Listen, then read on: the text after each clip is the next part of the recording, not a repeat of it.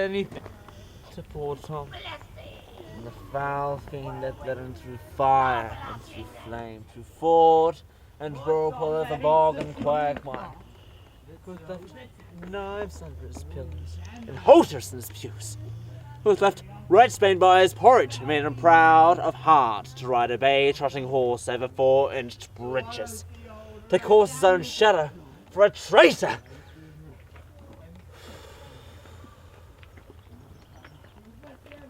Do poor Tom some charity, and the foul fiend vexes. There! Could I have him now? Well, there again.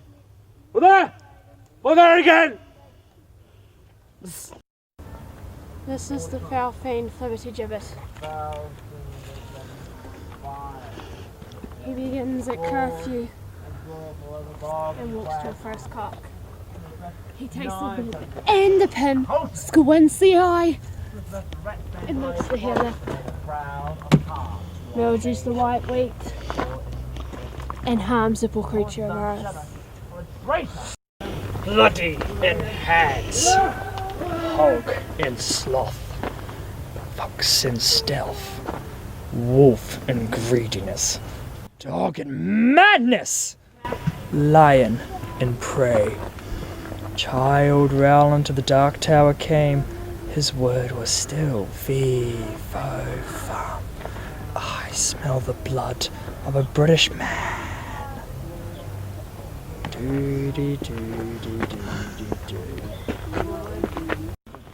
Contriving of lust and wait to do it. Still through the hawthorn blows the cold wind. There's some there! Bloody! Well, there again. Well, there! Well, there again! Dog in madness!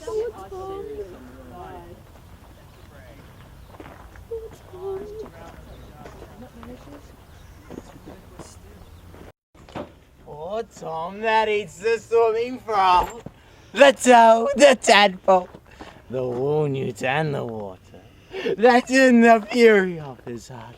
The valve rages, eats cow dung for salad, swallows the old rat and the ditch dog.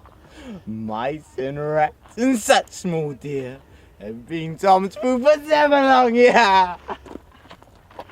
Blessing from whirlwinds and star blasting and taking.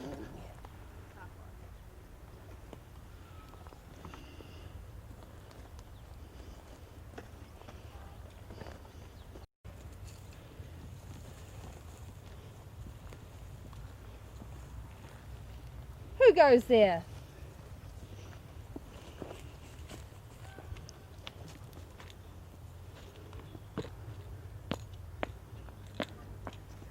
Away! Get thee away! Good friend, be gone. Thy comforts can do me no good at all.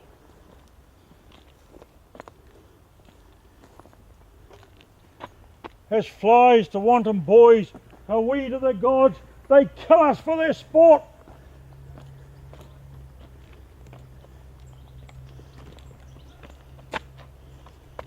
Knowest thou the way to Dover?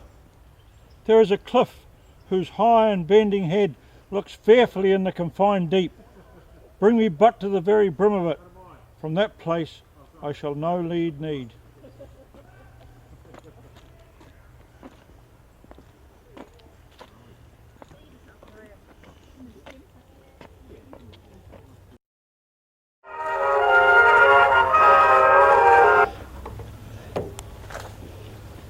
Sister, it is not a little I have to say of what most nearly appertains to us both.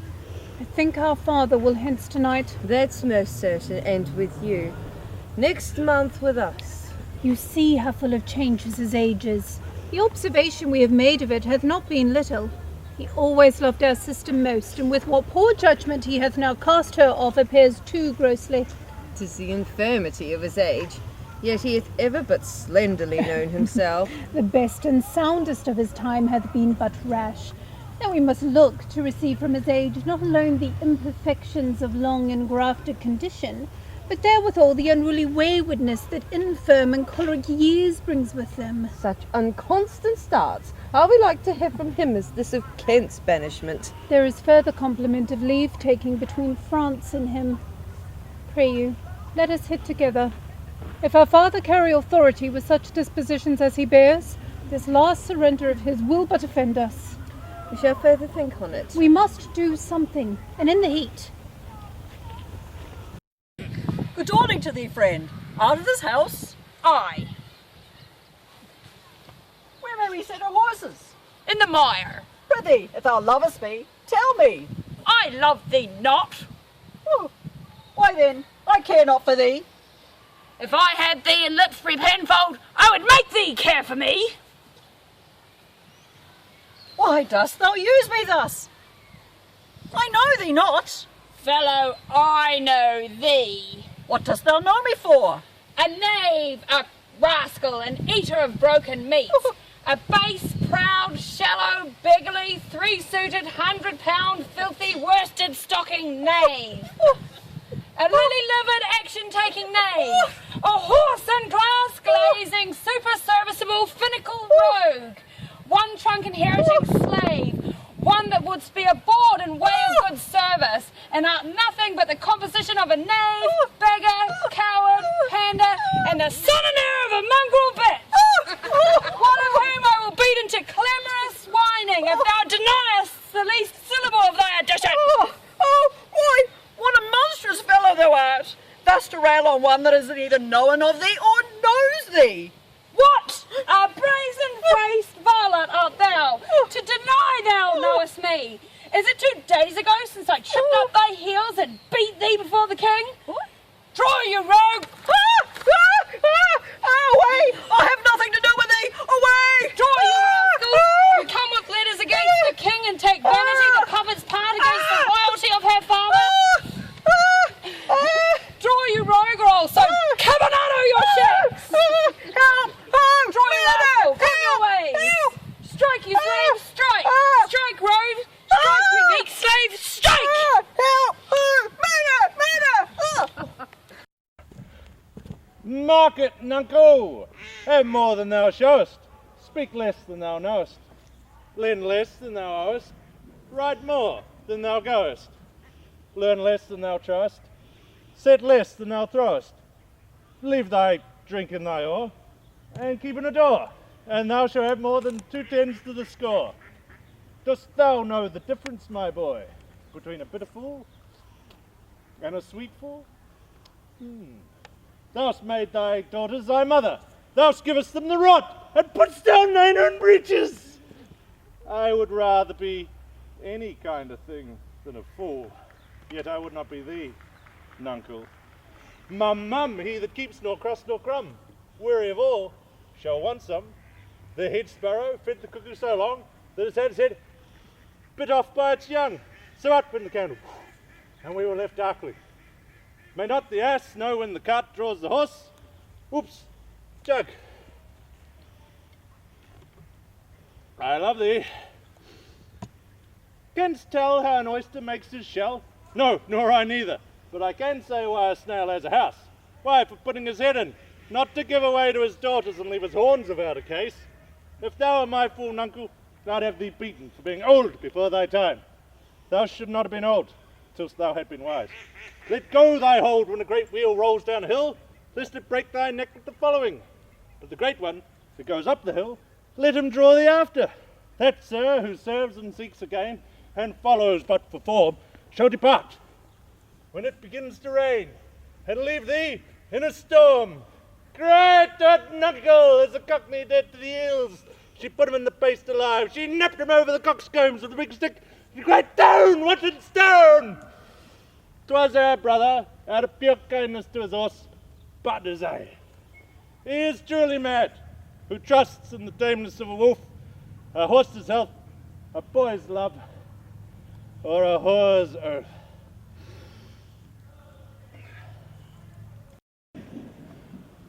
Howl, howl, howl, howl. Oh, you are men of stones. Had I your tongues and eyes, I'd use them so that heaven's vault should crack. She's gone forever. I know when one is dead and when one lives. She's dead as earth. Lend me a looking glass. If that her breath should mist or stain the stone, why then she lives.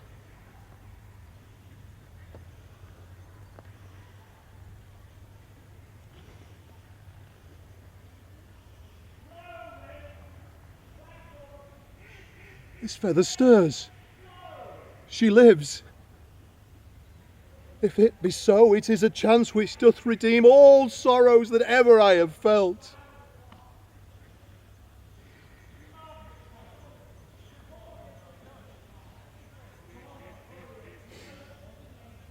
The plague upon you, murderers, traitors all! I might have saved her. Now she's gone forever. Cordelia, Cordelia, stay a little. Huh? What is thou sayest? Her voice was ever soft, gentle and low, an excellent thing in woman. I killed the slave that was a hanging thee.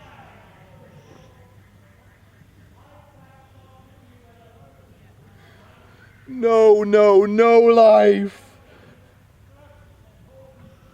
Why should a dog, a horse, a rat have life?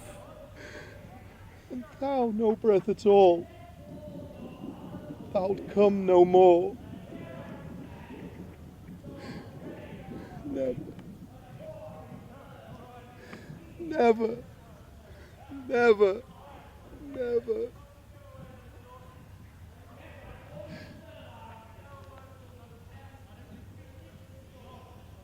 Do you see this? Look on her. Look, her lips. Look there. There. Blow winds and crack your cheeks. Spit fire, spout rain.